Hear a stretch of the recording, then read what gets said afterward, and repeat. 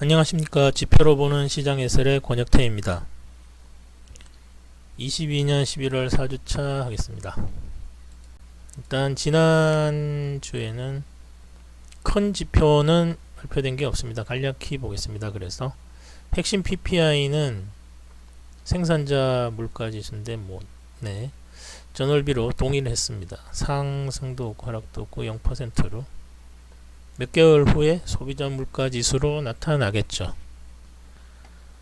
그리고 푸드하고 에너지를 포함한 PPI는 보시면 계속 하락하고 있습니다. 벌써 5개월째 연속 하락하고 있고요. 이 지표가 나중에 그대로 소비자 물가 지수로 나타나니까 소비자 물가 지수도 몇 개월 후에는 안정적으로 나타나니까 이걸 이제 추세적으로 보는 이유 중에 하나가 됩니다. 레드북 소매 판매는 보시면 지금 계속 내려오고 있고요. 목표로 보고 있는 5%가 그렇게 말지 않았습니다. 근로자 숫자가 절대적으로 부족하니까 완전 고용은 유지되겠지만 그래도 금리가 올라가면서 가처분 소득이 줄어드니까 전년비까지는 쭉 하락하겠죠. 그 다음에 30년 주택담보대출금리인데 여기도 역시 고점을 찍고 CPI가 저렇게 나온 이후로 내려오고 있습니다.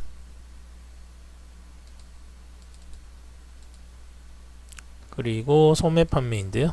이거는 레드북 소매 판매가 대형 마트 중심의 판매량 측정하는 거라면 요거는 이제 미국 전역에 측정하는 게 되겠죠. 전체적으로 얘도 당연히 줄어드는 게 맞습니다. 10% 이런 거는 코로나로 인한 일시적인 거라 데이터로서의 가치가 없고요. 여기 이렇게 보시면 서서히 전년비 수준이 한 4%대로 수렴해 가고 있습니다. 산업생산도 역시 정상적인 상황으로 복귀 중입니다.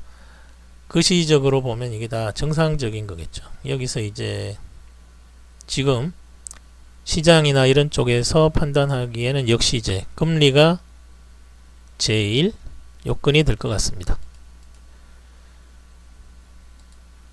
그리고 기업 재고인데 연말 다가오면서 계속 세일도 열심히 하고 해서 많이 재고를 줄이고 있습니다. 그리고 이런 종류의 박앤세일 하는 건 매출은 증가하겠지만 순이익은 감소하는 것으로 요즘 기업들 실적 발표하면 대부분 다 매출이 괜찮은 이유가 다 이런 할인 판매를 많이 해서 그렇죠. 그리고 장기채 순매입인데 금리가 고점인 걸로 다들 보고 있죠. 그래서 달러는 다 급락하고 숏 커버링 위주의 어떤 해칭 해놓은 것도 다 풀어놓은 것 같습니다. 선물도 보시면 나중에 그렇게 되고, 그렇지만 결국 또 다른 오일머니나 이런 쪽에서는 장기 채권만큼 요정같이 금리가 좋을 때 많이 사놓으면 그쪽 돈이 남아 도는 게 현금이니까 장기채로 계속 돈 몰리는 건 어쩔 수 없는 현상입니다. 계속 매수세가 들어올 걸로 판단됩니다. 그리고 건축 허가 건수인데요. 여기 보시면 벌써 거의 올해 1년 내내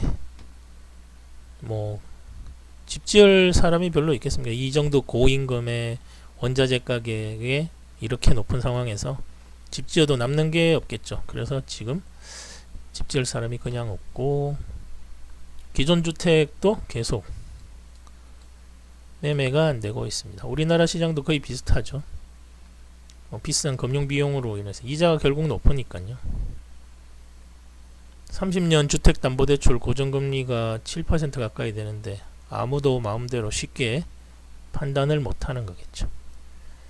그리고 지난번에 봤던 질러우 인덱스인데 10월 31일자가 나왔고요. 그래서 보면 6곳 정도를 제외하면 상위 지역에서 30개 이렇게 보시면 24개 지역이 다 하락했습니다. 렌탈과 리스가 좀 다르긴 하지만 그래서 리스처럼 장기 추세라고 볼 수는 없겠지만 그래도 이 대부분의 지역이 이미 완전히 꺾였습니다.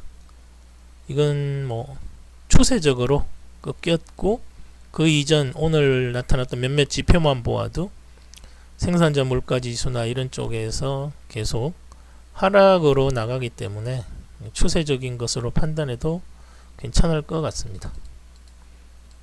그리고 2년물 채권물 시장을 보시면 금리가 올라가니까 주식시장이 상승을 못하는 거죠. 이게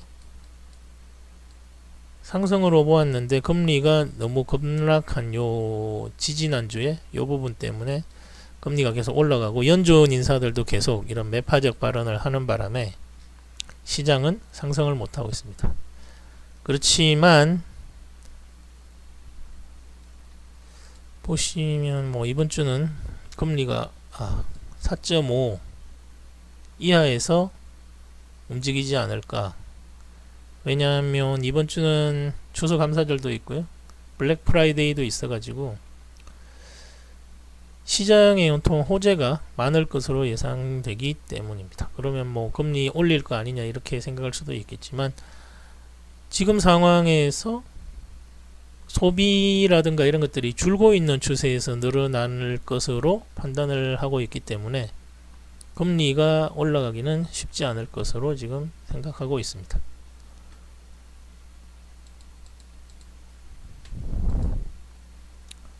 그래서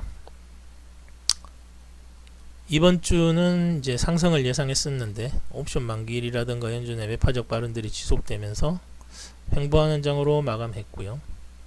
보시면 뭐 연준이 시장에 대해서 압박하는 게 되게 생각보다 지금 세게 계속 발언을 하고 있습니다. 마치 주식시장에 대해서 우리는 그런 쪽에서는 신경 안 쓴다라고 얘기를 하면서도 시장이 상승하지 못하도록, 상승할 때마다 꼭 연준 인사들이 스피치할 때 한마디씩 꼭 매파적으로 발언을 합니다. 그렇지만 뭐 시장의 실물 경제는 그런 쪽에 크게 영향 지금 받지 않고 있는 것 같고요. 실물 경제에서 나오는 데이터만 가지고 지금 자금이 움직이고 있는 것 같습니다. 그리고 지금 같은 완전 고용 상태는 이고, 완전 고용 상태에서 소비 시장이 줄지 않는 경우는 뭐 이건 뭐 금리가 지금 낮다는 얘기밖에 안 되지 않습니까? 그러니까 적정 금리는 더 높아야 되는데, 그럼 얼마만큼 높을 거냐?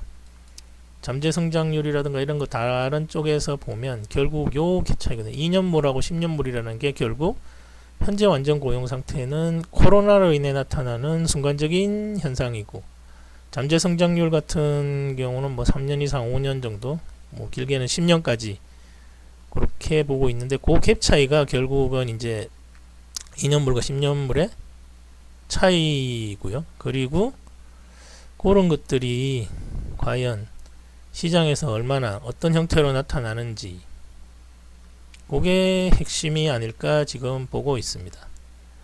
결국 투자해서 수익을 남기려면 뭐 타이밍이나 이런 것들은 이미 금융공학적 요소에서는 다 빠진 지 오래고요. 결국 뭐 인내라든지 믿고 있는 것, 그런 내가 이 어떤 투자를 한 종목이, 상품이 과연 얼마나 시장에서 내가 버틸 수 있느냐, 그리고 그런 쪽 버틸 수 있는 거는 결국 학문적인 요인이 중요하죠. 그런 입장에서 보면 결국 2년물과 5년물로 인해서 침체가 올 거냐, 잠재 성장률이 지금처럼 낮은 상황에서 소매 판매만 좋은, 요런 게 지금 실물 경제에서 나타나는 대표적인 현상이거든요. 그러면 지금 입장에서는 뭐 그런 2년물과 장기물들의 차이는 잠재 성장률이 너무 낮은 데서 오는 그런 현상일 가능성이 크고, 침체와는 전통적인 시장에서 지금 뭐 재고라든지 다른 쪽 지표들을 보면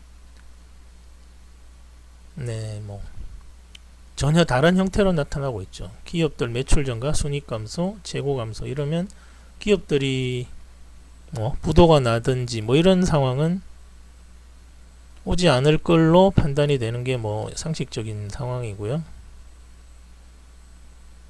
그러면 결국 2년물과 장기물과의 이런 금리 차는 그 지표 하나만 가지고 침체가 올 거다 말 거다. 그래서 시장에서 내가 투자하고 있는 것들을, 상품들을 매도해버리고, 그런 것은 좀 아니지 않나. 지금 같은 상황에서 시장을 나가는 것은 좀 아닌 걸로 판단이 됩니다. 그래서 지금 시장에서 주식 비중 확대하고 있는 전략은 저희는 유지하고요. 변액도 그렇고 증권 쪽도 마찬가지 상황입니다. 이런 걸 근거로 저희 지금은 주식 비중 확대 지금도 유지할 생각입니다. 감사합니다.